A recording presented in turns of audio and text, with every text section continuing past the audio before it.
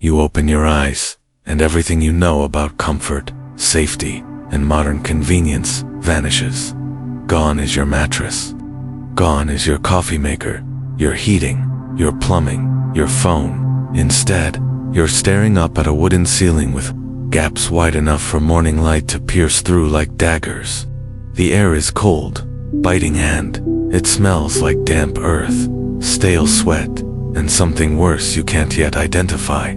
You don't know where you are, not yet, but your skin feels gritty, and the straw under your body crunches when you move. You're not in your bed.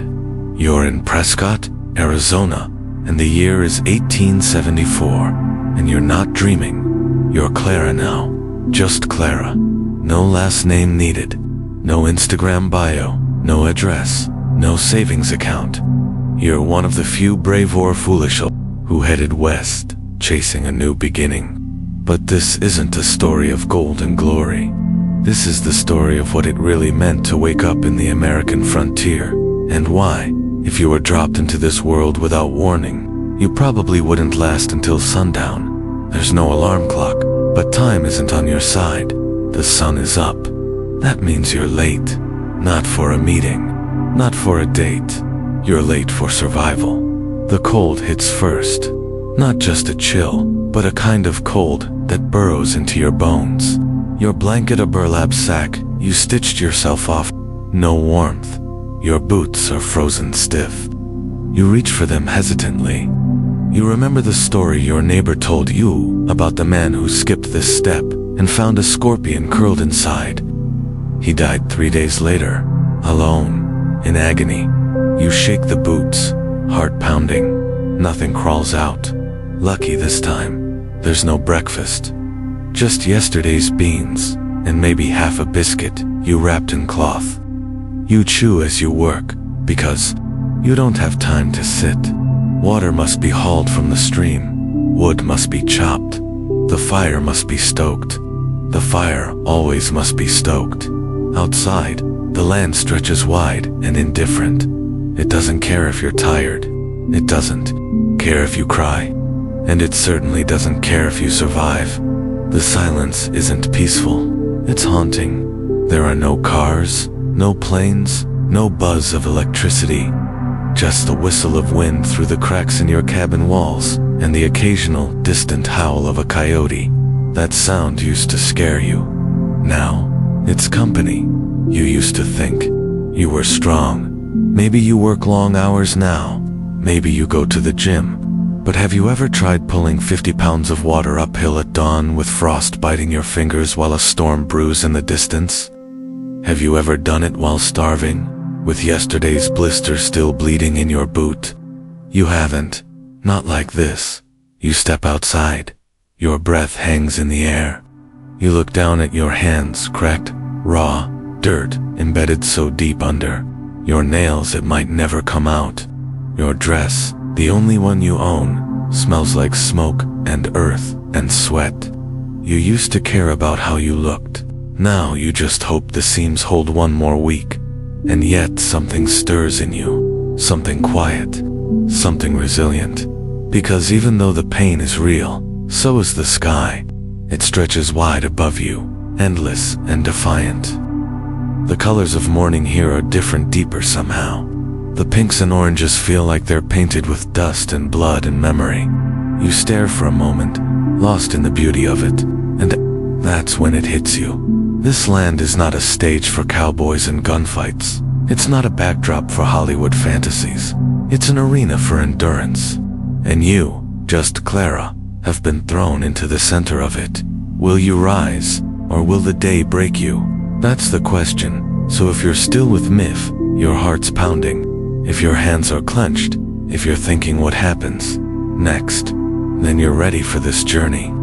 Just know, it's not an easy one, but it's worth every second. Because what you're about to learn isn't just history, it's a mirror, it's a challenge. It's a chance to feel what they felt, and maybe, just maybe, understand the fire it took to survive. If you want to hear the rest of this story, the hardships, the resilience, the losses, and the moments of unexpected beauty, invite you to stay with me to the end. And if this kind of storytelling speaks to your soul, please take a moment to subscribe to this channel.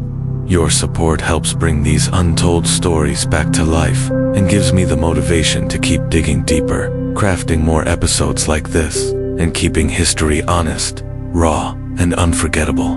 Now, let's have a little fun before we dive into part 2. Question time. If you had to live 1 week in the real Wild West, with no modern tools, no electricity, and no grocery store, which job would you choose to increase your chances of surviving? A farm laborer, working sunrise to sunset, planting, carrying water, and fending off pests and wild animals. B. Saloon worker, dealing with drunks, danger, and disease, but sleeping indoors and eating somewhat regularly. Comment your answer, A or B, below. I want to see who among you might actually stand a chance out there now. Ready to find out what happens when the sun rises and the real work begins. Let's go. The sun hasn't yet cleared the mountains, but Clara is already moving. Her feet touch the floor, rough wood against blistered skin. Her body aches not, like the temporary soreness you feel after a workout, but a persistent, deep throb that never fully disappears. Each morning starts this way, muscles tight, back stiff, hands swollen from yesterday's labor. But there is no room for negotiation with the day ahead. By the time the light spills through the window, Clara has already hauled 2 buckets of water from the creek, each one heavier than it has any right to be. The handle bites into her palms, carving thin red welts into skin already marked by time and toil. She doesn't stop. There's bread to knead, soap to scrape, ashes to sweep, a fence to mend before the wind picks up again. This is what survival looks like in the frontier. It's not glamorous, it's not cinematic. It's ordinary, repetitive, merciless, and sacred in its own way. There is no applause, no payday, no sick leave. You work, or you don't eat. You tend the land, or it leaves you behind. And for Clara, like every other woman alone out here, you do it all while fighting exhaustion, fear, and isolation, with nothing but your bare hands and stubborn spirit. She checks on the hens, chasing away a raccoon that left claw marks in the dirt. 2 eggs. 1 cracked. She'll still use it. Waste is a sin here, one more dangerous than blasphemy. The sun is rising now, golden and brutal. The heat will follow, but for a few minutes, the light is kind. Clara wipes her forehead with her apron and breathes in the smell of wood smoke, dry earth, and something sweeter, the faint scent of wild mint crushed underfoot. She closes her eyes for a moment, allowing herself to feel it. Beauty, even here, especially here, because when beauty is rare, it becomes holy, but the moment ends. It always does.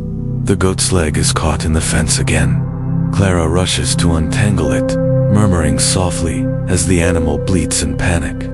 One wrong move and it could break its leg, and that would mean meat, not milk. She doesn't want that, not yet. Not when the winter stores are already thin and the grass is dying early this year. The work changes with the seasons, but the weight never lessens. In spring, it's planting. In summer, it's mending, hauling, preserving. In fall, it's harvest and firewood. And in winter, it's survival in its most primal form. Clara used to dream of adventure when she was younger. She pictured the West as a place where anything could happen. In a way, that's true, but it's not the kind of adventure anyone really wants. Out here, excitement is a broken axle, a prairie fire, a bear in the chicken coop. You don't wish for surprises. You pray for a quiet day. She thinks of her neighbor, Mary, a widow with 5 children and a face like carved stone. Last week, Clara helped deliver Mary's 6th alone in the middle of the night in a snowstorm. The baby came too fast. There was no time to prepare, no warm towels, no trained hands. Just Clara's instinct, a knife she sterilized in the fire, and prayers whispered into the dark. The baby lived, Mary barely, but by morning, Mary was back on her feet, nursing and sweeping and stoking the fire, because no one else would. Because that's the deal you make with this. Lend it gives nothing you don't earn. Clara thinks about that night often, about the silence afterward. The kind of silence that isn't empty, but full of meaning. The kind of silence that feels like grace. Midday comes. The heat is rising. Her dress clings to her back, soaked through. She's chopping wood, now small pieces, for the stove. The axe is heavy, and her grip slips with sweat. Once, she split her shin with the blade, and nearly bled to death. Now, she works slower, smarter. She eats standing up. A piece of cornbread from yesterday and a strip of dried pork. The salt burns her tongue, but she'll choose anyway. There's no time to savor. Her stomach doesn't growl anymore, it just waits. Later, she kneels in the garden. The soil is hard, reluctant. She cooks it, inch by inch, placing each seed with the care of a mother cradling a child. These seeds are her future. If the rains come, if the pests stay away, if nothing freezes too early. So many ifs, and yet she plants anyway. Because hope is another kind of muscle. You use it, or you lose it. The sun begins to dip. Shadows stretch. Long. Her hands are filthy. Her back is screaming, but she's still upright, still moving. She steps inside and lights the lamp. Not because it's dark yet, but because she wants to claim a little warmth before the cold returns. The oil is low. She'll need to trade for more next week. Maybe with a jar of preserves, if she can spare it. She sits by the fire and pulls out her notebook. The cover is cracked leather, the pages smudged with fingerprints and ash.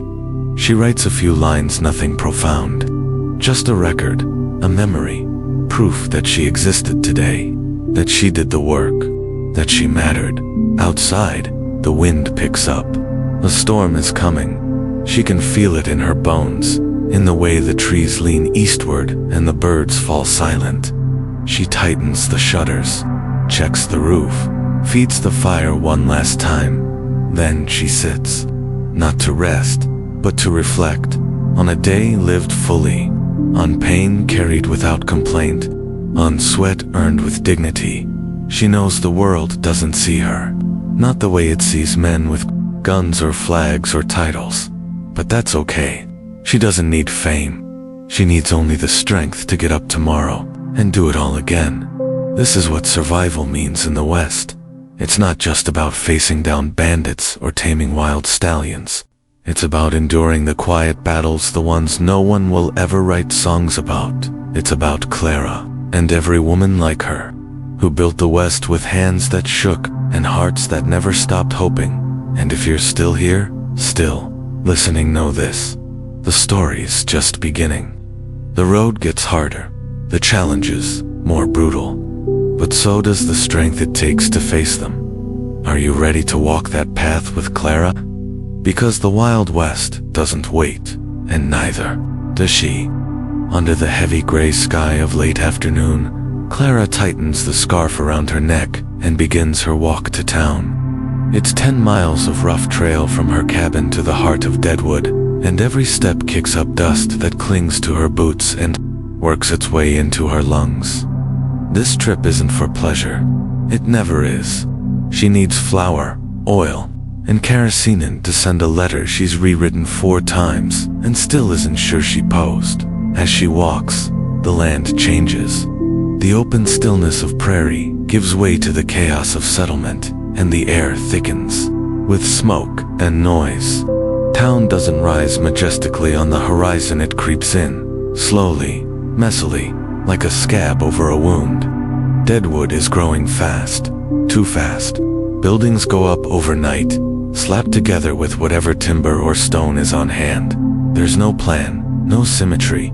Streets are wherever people walk often enough to carve them from the earth. The first thing Clara smells is manure, not just the passing whiff of livestock, but a permanent stench of waste that clings to the air. Horses are everywhere, tied to posts, clopping down uneven streets, dying in alleys, and no one bothers to clean up after them. In the dry months, the dust stings your eyes, and coats your teeth. When it rains, it becomes a reeking slurry of mud and dung that clings to your hem and seeps into your boots. She passes the livery stable, the blacksmith, the jail-each a hub of activity, each louder than the last. The blacksmith's hammer echoes like thunder, and the men outside the jail holler insults at the drunk tank's newest occupant. There's an edge in the air, a current of tension that never fully lifts. Here, danger is part of the architecture. Inside the general store, Clara feels the familiar weight of scarcity. The shelves are half empty, prices scribbled in chalk, constantly shifting. She stares at a tin of peaches, 25 cents, a luxury she can't afford, not when kerosene is 60. She fingers the coins in her pocket, already doing the math. In her head, the storekeeper nods to her, but doesn't smile. He rarely does. Every transaction is tinged with suspicion. Has she paid before? Is she good for credit? Who vouched for her when she arrived last year? In towns like Deadwood, reputation is as valuable as money, and both are painfully hard to earn. Clara trades a jar of pickled carrots and 2 skeins of homespun wool for what she needs. It's a fair trade, but it still stings. She remembers growing those carrots, pickling them, watching them line her shelf like trophies. Now they're gone, and all she has is a bottle of oil and 6 ounces of lard in a brown paper wrap. Outside, a commotion draws her to the main street. 2 men are shouting, gesturing wildly. One is a stranger she can tell by the cut of his coat. The other is a local, drunk and mean. A shove turns to a slap to a fist. Then the stranger draws a knife. No one moves. Not at first. Then someone screams. The local lunges, and suddenly there's blood on the dirt, on his shirt, on the boots of a boy who wandered too close. The stranger runs. No one chases him. The sheriff will show up late, take down a statement, and do nothing. There's no justice here. Just aftermath. Clara turns away, bile rising in her throat. This isn't the first time she's seen violence. It won't be the last. But it never feels normal, no matter how often it happens. It leaves something behind, something cold that settles in the bones. She heads to the post office next, a converted shack with 1 window and a counter made of mismatched planks. She hands over her letter. It's for Eli. She doesn't know where he is exactly, just that he headed northwest. She's included a return address, but not much hope. Letters get lost, or stolen, or burned when mail carriers abandon their routes mid-journey. Still, she sends it, because sometimes survival is as much about the chance to be remembered as the will to endure. By the time she reaches the saloon, the sky is beginning to darken. The building looms like a church for the wide front porch, swinging doors, yellow lights spilling out across the muddy street. Inside, the air is thick with pipe smoke, cheap liquor, and too many bodies in too small a space. The piano is silent. No one can afford a player anymore. The bar is stained with spills and stories. Men lean against it with slouched shoulders and red eyes. They drink to forget or to remember. Clara isn't sure which is worse. She orders nothing, just sits for a moment in the back, invisible. She watches the room not with judgment, but with the quiet curiosity of someone who's seen too much to be shocked. A woman in a red dress walks past her, offering smiles that don't reach her eyes. Clara wonders what her name is, who she writes to, what she dreams of when the nights aren't so loud. A man collapses at a table nearby, face down in his drink. His friends laugh, then leave him. Another rolls dice, then curses. A glass breaks. Someone shouts. It's always close to boiling over in places like this, where alcohol outnumbers hope 10 to 1. Clara steps outside and exhales. The air is worse out here, but at least it's free. She starts the walk home, feet heavy, the weight of town life pressing down on her, more than the supplies in her sack. There was a time she thought towns meant safety, civilization. She believed in law and order, in clean streets and neighbors who knew your name. But Deadwood isn't that kind of town. It's not a haven. It's a reminder that people carry their chaos with them, no matter where they settle. She passes a small group of children playing in the mud. Their laughter is strange, soft note in an otherwise dissonant day. One of them waves. Clara waves back. For a moment, she lets herself believe there's still something good here, something worth saving. As the cabin comes into view, the sky erupts into colored deep oranges and purples smeared across the horizon. It's a violent kind of beauty, but beauty nonetheless. Clara stops, just for a second, and lets it wash over her. Tomorrow, she'll return to her chores, the garden, the goats, the endless, silent work of survival. But tonight, she carries with her the dirt, danger, and despair of town, life, and the faintest glimmer of something else, something like resolve, because the frontier doesn't offer mercy, it offers a choice. You can become part of its darkness, or you can light a single, stubborn flame and protect it against the wind. Clara walks inside, closes the door behind her, and begins again. It started with a splinter, not a large one, barely visible.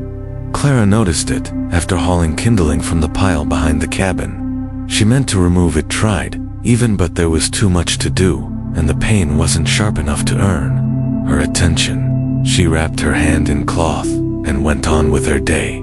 3 days later, her knuckle is red and swollen, the pain radiating up her arm like fire licking the edges of dry timber. It pulses now, every heartbeat a reminder that something inside her is beginning to turn against her. Infection. And out here, infection means danger, real danger. In the cities, you might have a clinic, maybe a doctor trained with textbooks. Scalpels soaked in alcohol, bandages bleached white. But this is the frontier. Medicine here is part guesswork, part ritual, and wholly unreliable. You don't heal quickly in the West. You survive your wounds, or you don single quotes to Clara knows she can't wait. She wraps her hand again, this time tighter, and begins the journey to Dr. Thorne's place. He's not a real doctor, not in the sense anyone today would understand. He studied in St. Louis for 2 years, then left before graduating, seduced by the promise of land and a captive clientele out west. But he knows more than most, and out here, that's good enough. The walk to his shack takes over 2 hours. Every step is agony. By the time Clara reaches the edge of town, she's dizzy with pain. Her hand is hot, and her breath comes in short, shallow gulps. She doesn't knock. She just pushes the door open. The place smells of smoke, sweat, and camphor. Bottles line every shelf, blue, green, clearage labeled in fading ink. Some contain powders, others thick syrupy liquids that bubble ominously in the heat. The tools on the table aren't sterilized, only wiped with a rag that has seen too many wounds. Dr. Thorne looks up from a stack of rags. His eyes are tired, rimmed in red. He doesn't smile, but he gestures for Clara to sit. He unwraps her hand in silence. The moment the cloth falls away, the smell hits them both. Pus seeps from beneath her nail, and the skin is purple, tight. She looks away, ashamed, though she knows she shouldn't be. This isn't neglect. It's the cost of survival out here. Too much work, too little time. You waited too long, he mutters. I didn't mean to, she says, her voice barely above a whisper. He nods, already soaking a cloth in some bitter-smelling tonic. He pours it over the wound, and Clara jerks in pain. It burns worse than the infection. This might need cutting, he warns. No morphine? She asks, already knowing the answer. He shakes his head. Ran out last month. Shipments are late. So, she grits her teeth. She grips the edge of the table and bites down on a leather strap as he begins. The pain is beyond anything she's known. It rips through her, white-hot, furious. She doesn't scream, not out loud. But the scream echoes inside her skull like a bell struck too hard. Afterward, she sits slumped in the chair, drenched in sweat. Her vision swims. Dr. Thorne wraps the hand in fresh linen, then pours a shot of whiskey and hands it to her. "Drink this. You'll need it." She does. It scorches her throat but numbs the ache for a moment. Just one moment. He tells her she needs to stay in town for 2 days. If the swelling spreads, he'll have to amputate. The word hangs in the air, too big to absorb. Clara nods. She doesn't cry. She just nods. There's no hospital, no clean bed. He offers her a cot in the corner of his shack, a thin blanket, and a basin of water to clean her face. She lies there that night, listening to him pace, muttering to himself, mixing powders, reading an old medical almanac by Lamplight. She dreams of home. Not the cabin, but before that, her mother's kitchen in Missouri, warm bread, the sound of laughter. Dreams like that are dangerous. They make the morning harder. The second day, a woman arrives. Not to see Dr. Thorne, but Clara. Her name is Loma, a healer from the nearby Hopi village. She doesn't knock either, just enters quietly and kneels by Clara's cat. Her presence is calm, grounding. She touches Clara's forehead, then unwraps the bandage with gentle hands. The swelling has gone down slightly. She nods once, then opens a pouch at her waist and begins to mix something in a wooden bowl. Herbs, leaves, a bit of tree bark crushed with water into a dark paste. She applies it to the wound, wraps it in a clean cloth, and then, softly, she sings. It's not a song Clara recognizes, but it's beautiful like wind moving through tall grass. She doesn't understand the words, but she understands the intention. Healing doesn't always require translation. Loma visits again that evening, and the next morning. By the third day, Clara's fever is gone. The redness has faded. The pain is manageable. She still can't close her hand, but she'll keep it. That's more than she expected. Before leaving, Loma gives her a small vial of salve and a stern look. "You work hard, but not if it kills you," she says in broken English. Clara smiles. "I'll try." She walks home slowly, the wind at her back. Every step feels lighter than the last. She cradles her hand against her chest, still throbbing, but no longer screaming. Back at the cabin, everything is as she left it. The fire has gone cold. The floor is dusty. The goats have wandered, but none of it matters. She's alive, and she knows now how close she came to a different ending. That night, she lights the lamp and writes a letter. Not to Eli, not this time. To herself. "You lived," she writes. "You endured. That is enough." Then she sets the letter aside and breathes in the silence. It smells like pine and smoke, and the faintest trace of mint from the salve Loma left behind, and for the first time in weeks, Clara sleeps without pain. It begins with a letter, though Clara almost doesn't open it. The handwriting is unfamiliar, but the name on the envelope makes her breath catch. Her cousin Lydia, long gone to the green promise of Oregon Territory, has finally written. Inside is a short message. Land is available, more than enough. There's a place for Clara if she wants it. A shared farmstead. Help. A future. Clara doesn't hesitate. She has nothing tying her to Deadwood except memory and a growing weariness that no night's rest can undo. By now, the land feels exhausted, and so does she. Maybe somewhere else, she can start again.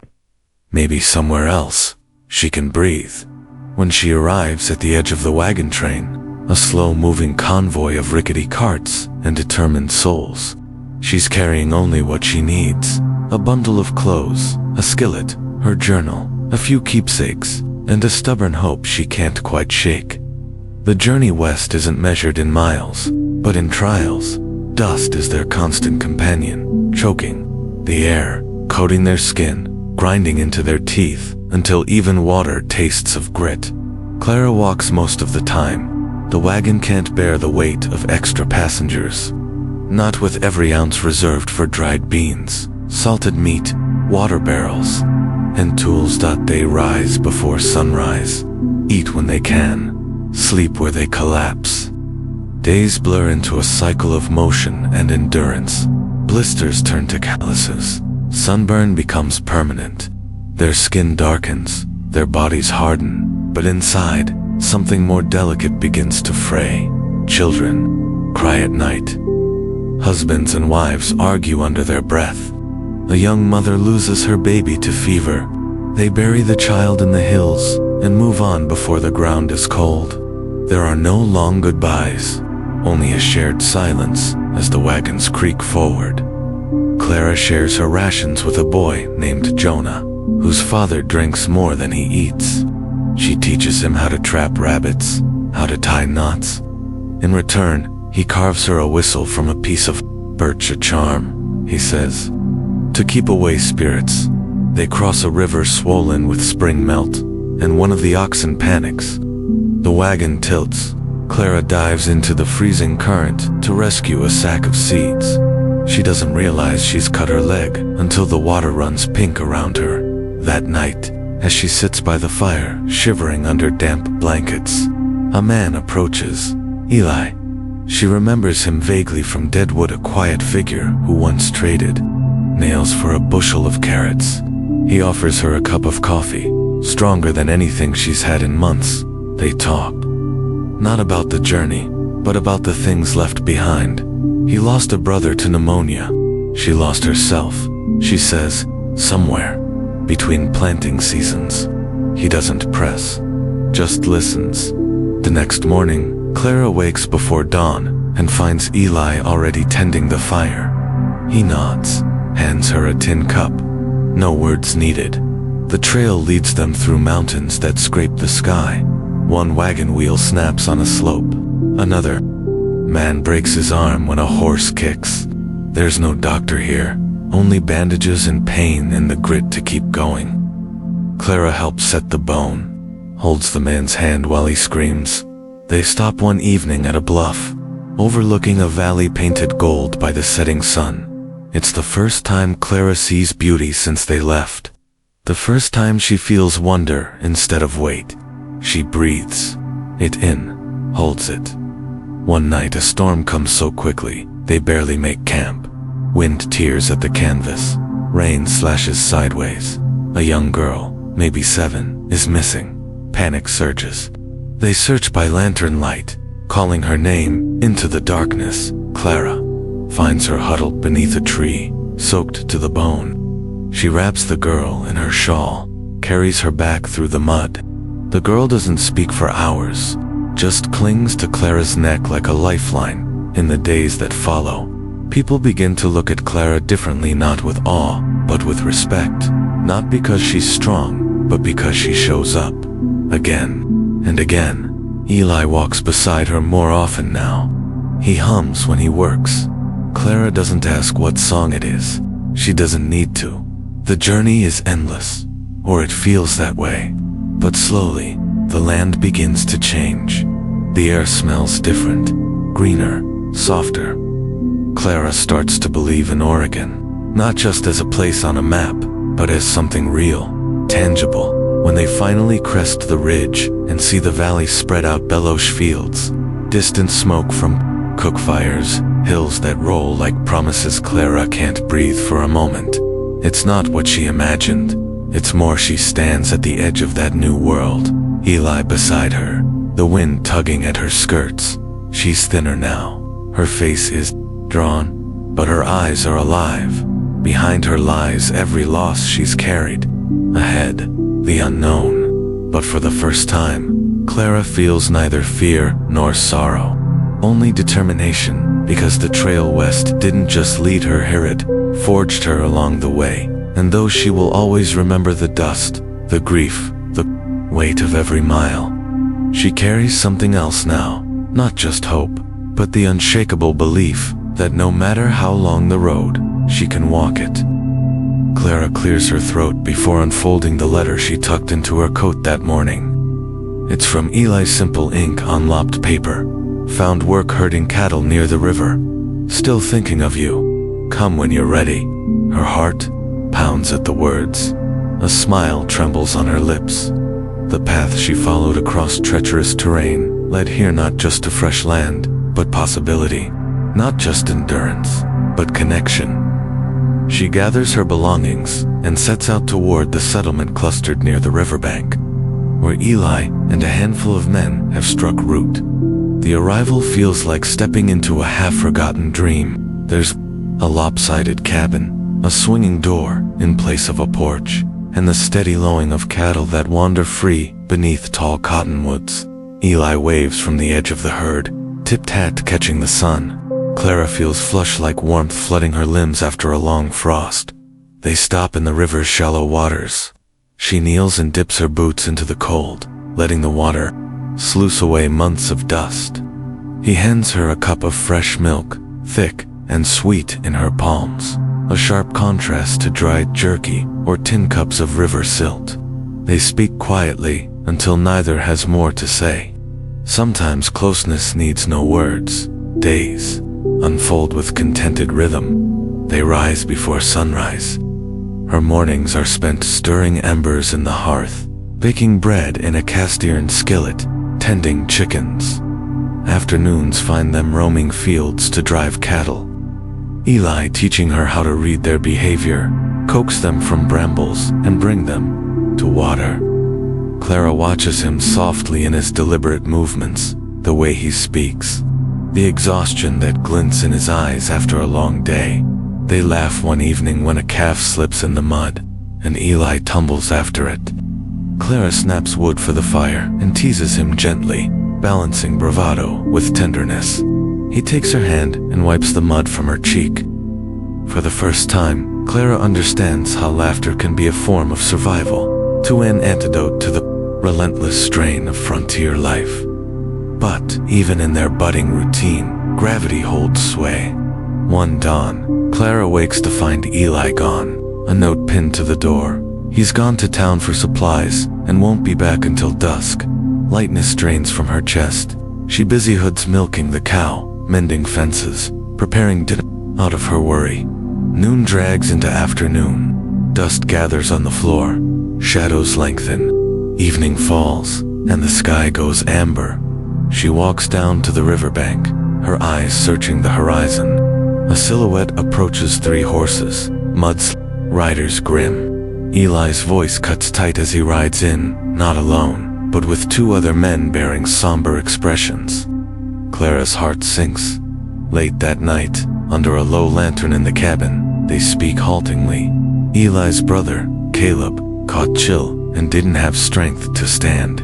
Despite all their efforts fire feed, prayers he slipped away before dawn. Clara sinks to her knees, the news hitting her like wind. He collapses beside her. A man's grief, raw and salty, rips through the small space. She wraps her arms around him, sharing tears. In that dark, life doesn't pause for aching hearts. There is still wood to stack, embers to coax, morning light to face, and grief becomes another frontier to cross. In the days afterward, they build a modest grave near the garden. It's marked with a roughly hewn post and a slab stolen from an abandoned barn. Neighbors gather in silence. A hush falls over labor and laborers alike. Clara sings a hymn softly, her voice steady until the sobs begin. A single prayer sinks into the dusk. Then they disperse, leaving Clara and Eli by the grave. Even then, there is life. A neighbor woman arrives, offering warm cornbread and a jar of homemade jam. Children drop off wildflowers, pale daisies for Caleb's grave. Hospitality and hardship is another form of beauty out here, raw and simple. Clara carries the bread and jam into the cabin. They go on the table for tonight. For breakfast, for the first meal she and Eli share with hollow stomachs and clenched hearts. They eat in silence, comforted not by words, but by action. Weeks pass, seasons shift. Winter's first breath sifts through the trees in a ragged breeze. Snow blankets the riverbank in stages, their chores slow. Time becomes lighter, softer. On the coldest nights, they sit together inside the cabin, Readers by a lamp. Clara picks up Eli's guitar, one that his father passed down. She plucks at chords, her voice unfamiliar at first, then stronger. Eli hums along. The music flutters between them and nestles in the walls. They trade stories of childhood of Cornelius, Eli's granddad, teaching him to fracture soap to bar chunks. She recounts Missouri's corn mazes and sweet summertime. They talk of future dream skits, named after Caleb, maybe, or another flower, a cabin with shutters and a bookshelf, a bookmarked route to market. Not fanciful, not naive, but hopeful. A celebration arrives, simpler Thanksgiving gathering at a neighboring ranch mile downstream. Families travel in wagons, leaving blankets, crockpots, and compiled gratitude for a common feast. Clara sees children she taught to trap rabbit on free lives, chasing stick horses. She watches older men share tales with exaggerated drama. She laughs when Eli tells a story of himself as a stubborn kid who got stuck in a hayloft. They dance by lantern light to fiddle tunes, hands clasped, staining cold toes with warmth. Clara realizes that laughter is not trivial. It is essential. It knits wounds. It reminds them why they endure. Still, loss shapes them. There are no fireworks domestically, only sparklers, literal sparks off frying pans or lantern wicks, but they burn bright enough. Clara watches Eli's face in the lamplights, alive, more alive than she thought possible here. Her heart tightens, not with regret, but with gratitude. Night after night, they return home, wife and partner, sharing hearth.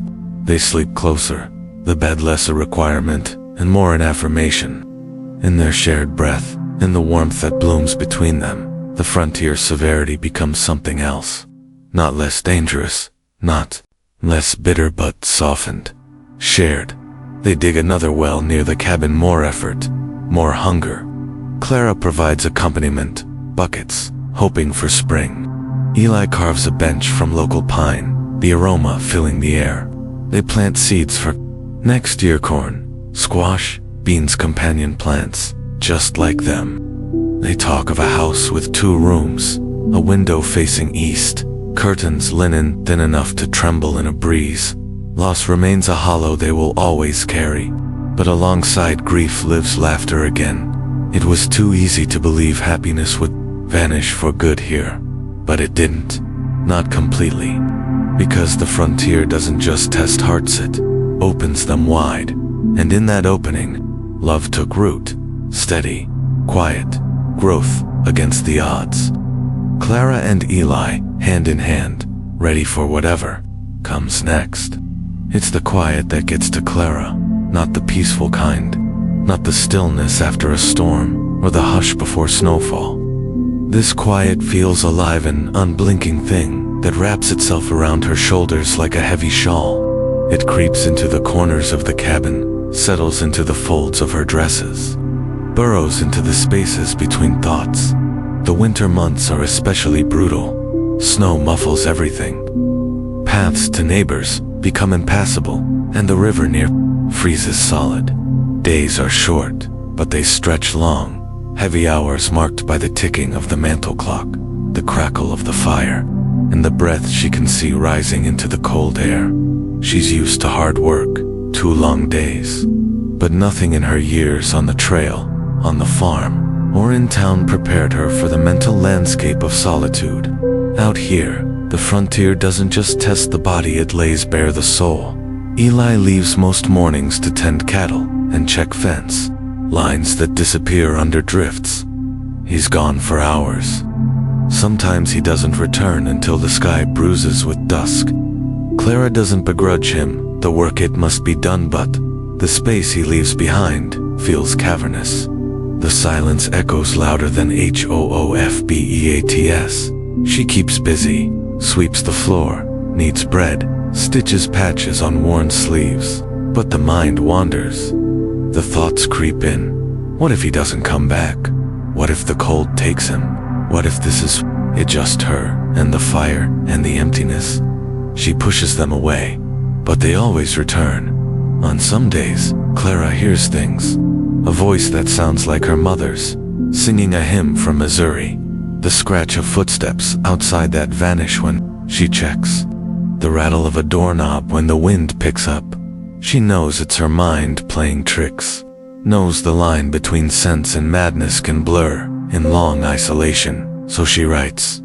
Her journal becomes a tether, not just a record of tasks, but a conversation with herself. She writes letters she never sent one to Caleb, thanking him for loving Eli well enough that his absence still echoes. One to her younger self, telling her to pack more socks, fewer regrets. One to a daughter she doesn't yet have, about what it means to be a woman who holds the world on her back without ever being asked if she can. She reads aloud sometimes Shakespeare, scripture, even recipes just to hear a voice in the room. She sings, too, off-key and quiet, just enough to remind herself she's still alive. One night, she wakes in a panic. The fire has gone out. The room is pitch black. She can't feel her fingers. For a moment, she forgets where she is, who she is. Her body shakes. Her breath won't come. She curls into herself on the floor. Then Eli returns. Late, frost-bitten, but whole. He finds her huddled near the hearth, eyes wide with fear. He doesn't speak, just lifts her gently and wraps her in every blanket they own. He holds her until the shaking stops. They don't talk about it the next morning. After that night, she begins carving small figures out of scrap wood.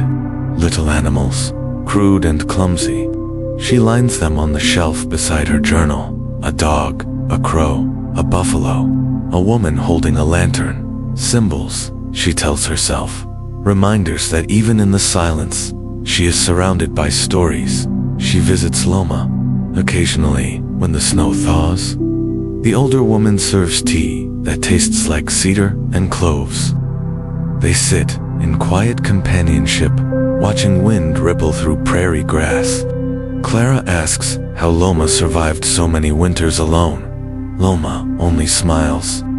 I never considered myself alone, she says. The land listens. Clara begins to listen, too. She hears the creak of the wood stove as a lullaby, the moan of the wind as a psalm. The distant howl of wolves becomes a conversation, not threat, just company. She learns to map time by the way the light enters the cabin through the east window, to track weather by the way birds fly low before a snow, to read her own moods in the shape of her handwriting, in the way her hands tremble when she pours tea. The loneliness doesn't disappear. It's never that simple. But it becomes less of an enemy, more of a companion. Eli begins carving a chair. In the evenings, one with arms wide enough for two people to sit side by side. They call it the talking chair, though some nights they sit in it without speaking. Clara learns to make peace with her own mind, to know it intimately, its peaks and valleys, its quiet brilliance, its sharp turns. The frontier strips away distraction. What's left is raw self. And that's not easy to face, but it's worth it, because in isolation, she discovers strength she never looked for.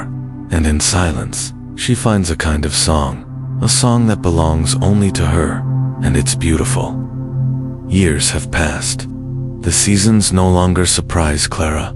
She knows the rhythm of the land, now when the wind turns warm, when the sky darkens, not with storm, but with the promise of renewal. Her hands bear the marks of decades' veins rising, like rivers' calluses that never fully soften, joints that ache when rain is near. Yet in that body, worn and weary, lives a spirit steadier than ever. She walks the paths between her garden and the chapel, between the barn and the creek, as if retracing footsteps left long ago by the woman she once was. In truth, that woman never left. She just grew roots. She just adapted. This land is hers now, not by deed or title, but by love, by effort, by sheer endurance. She's planted every seed, hauled every stone, stitched every torn seam. She's laughed on this earth, bled into it, buried what mattered most beneath it. The schoolhouse that stands at the edge of the valley didn't exist when she arrived. Now it echoes with voices, each morning children reciting letters, counting in sing-song rhythms. Clara sometimes sits nearby under the cottonwoods, eyes closed, letting their energy fill her. Her hands have built desks. Her words have taught a few to read. Her cooking fed others when they arrived hungry and afraid.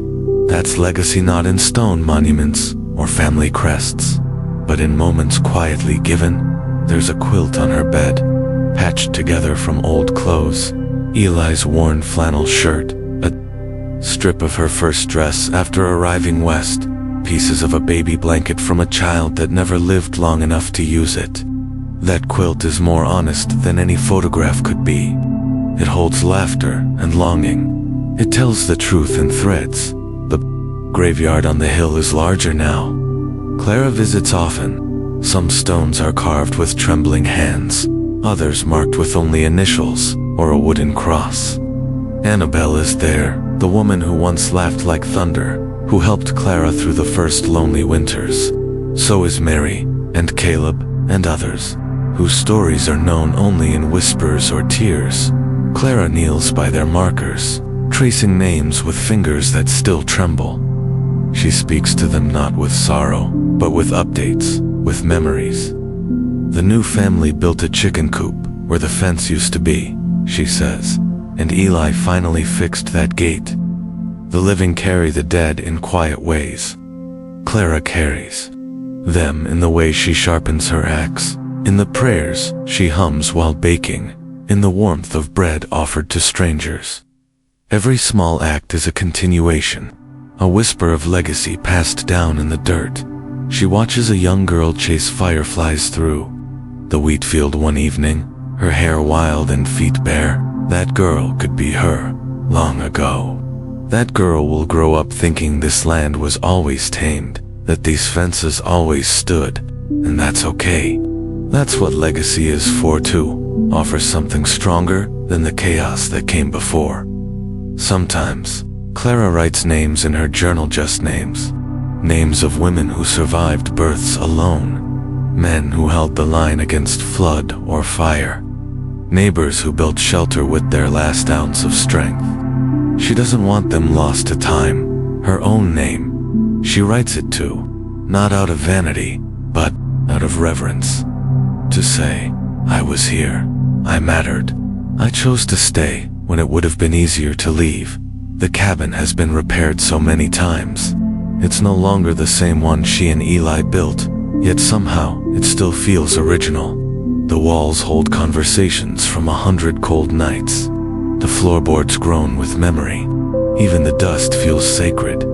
There are new arrivals now, fresh faces, eager voices. They plant saplings and speak of progress, of railroads and electric lines. Clara listens, sometimes offers advice. Other times, she stays quiet and lets them make their own mistakes. That too is legacy, letting others find their way, even if it hurts to watch. When she thinks of what she'll leave behind, it isn't land or tools or recipes. It's resilience. It's knowing the wind can knock you flat and still you get up. It's the way her laughter returns, even after loss. It's how love was sown between chores and repairs. Never fancy, but real. The dirt holds all of it, and when her time comes, Clara asks for no great eulogy, just to be buried beside Eli, near the tree they planted during their first spring. She wants the wind to reach her. She wants the roots to find her bones. She wants to become part of the land she gave everything to dot, because in the end, legacy isn't what you take with you, it's what you leave behind in others, and what they carry forward in your name. Night settles slow over the prairie, not suddenly like a curtain falling, but gently, like a quilt being laid across the shoulders of the earth.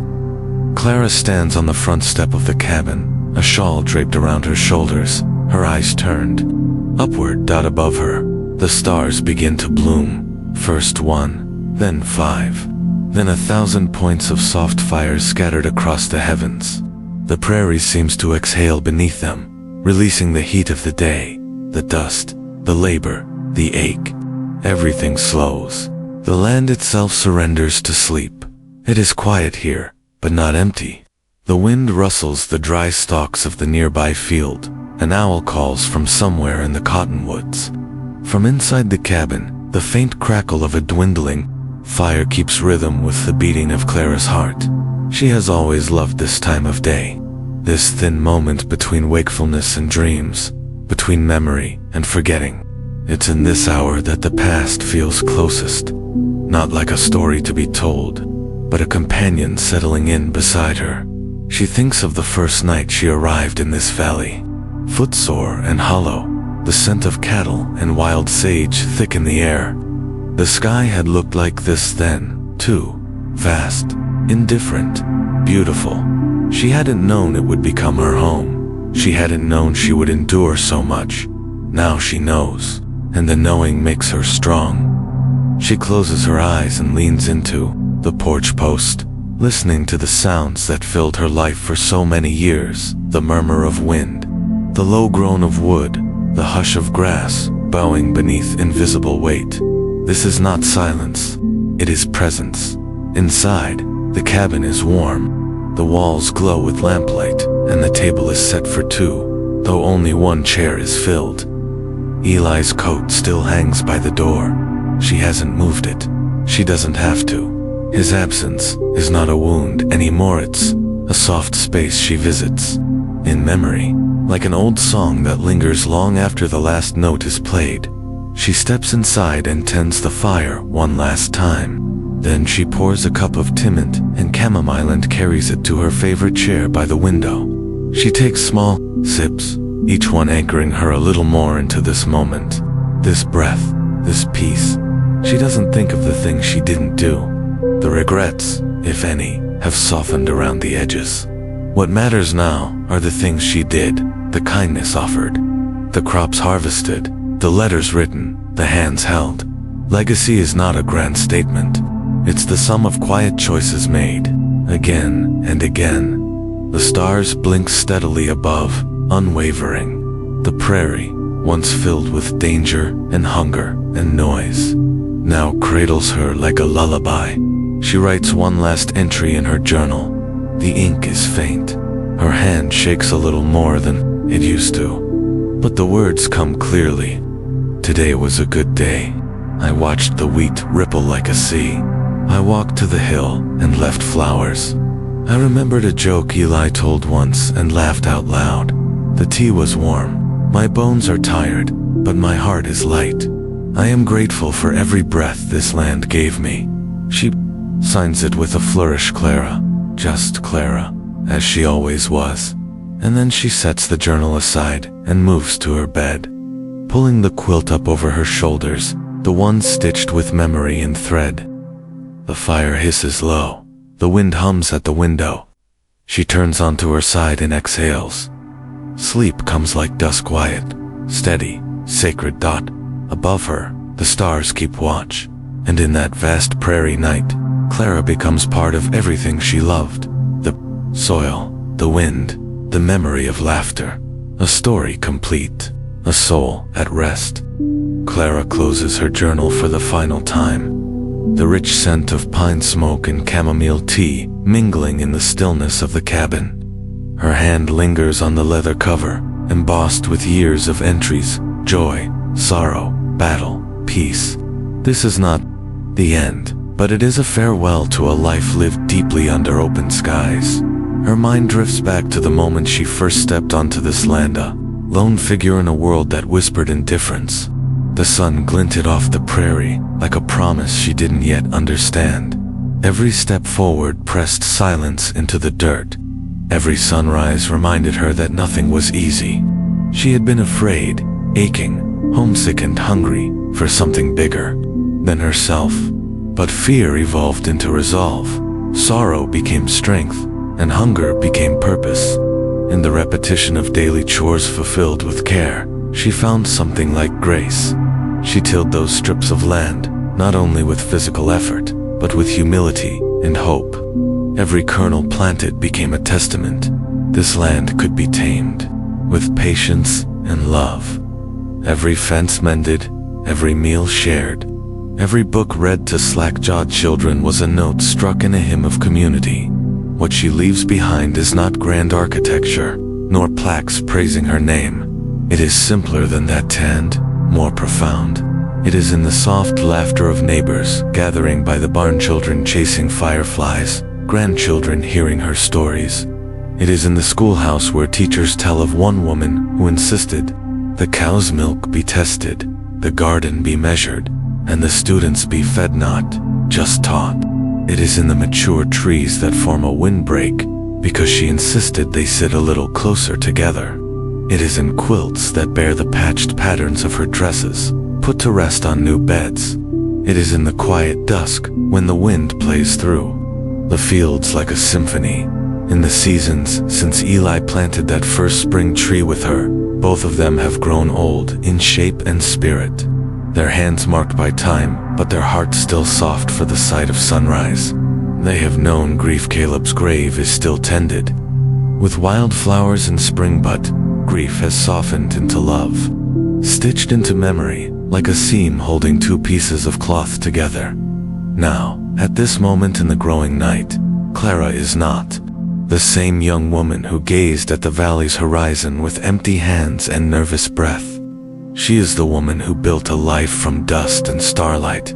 She is the woman who loved and lost and loved again, who found laughter even in hardship, who learned that solitude need not be loneliness, but could be a well of introspection. She stands at the cabin's door, shawl wrapped tightly, and lifts her eyes to the patrimony above the same sky that watched her through storms, through wildfires, through snow so deep it crested the porch. The constellations seemed to pulse gently, as though breathing alongside her. The Milky Way arches overhead with ancient calm. In its vast silence, she feels kinship. If life is a flicker, it is a bright and necessary one. What is she leaving behind? A singular life? No, but a living example that endurance can be gentle and gentleness can be brave, that nurturing a seed is no lesser labor than leading armies, that grief is not a weight to be discarded, but a thread woven into the fabric of one's heart, that love isn't only passion, it is responsibility, consistency, and presence. And so Clara bends, taking off her worn boots. She steps into the cabin, extinguishes the fire, and climbs into bed beneath the quilt pieced with years. She does not fear the dark, nor does she long desperately for morning. She has known both storm and calm. She has walked forward while carrying weight. She has learned that life's real measure is how you face a single night alone under endless stars with just your breath and your convictions. Tomorrow, she will wake to chicken clucks and cow lowing, to Eli's steady footsteps and her own aching joints. She will tend the fire, bake bread, water fields, and read a few pages from a tattered book. She will laugh with travelers and teach children. She will smile when grief brushes her mind, and when evening returns, she will step out again into the prairies, hush and breathe deep. Again and again, she will choose this life not for novelty, but because this life chose her back. It shaped her into someone capable of remarkable small things. Clara's story closes, but her legacy, as it was, remains. In each child learning to read, each neighbor offering kindness, each tree that stretches its branches across the wind's back, in each stone placed for the unremarked dead. And now, as her story rests beneath open skies, what do you carry forward? What passages in Clara's journey touched your heart? Did you feel her resilience in routine, her courage in stillness, her faith in community and self? What small seeds in your own life might grow into your legacy? Tell me in the comments. Share truths and gentle lessons from Clara's quiet courage. Your perspective may light someone else's twilight. If Clara's story moved, you'll value the power in uncelebrated acts, in endurance, in love that looks like steady light. Please subscribe to the channel. Your support helps these stories flourish. They aren't flashy. They aren't explosive. They are real. They are vital. They remind us that ordinary people can leave lasting marks, and quiet lives can shine brightly. Sleep well under your own sky. Carry Clara's quiet fire in your heart, and let your days, too, become a testament to what can grow from simple devotion.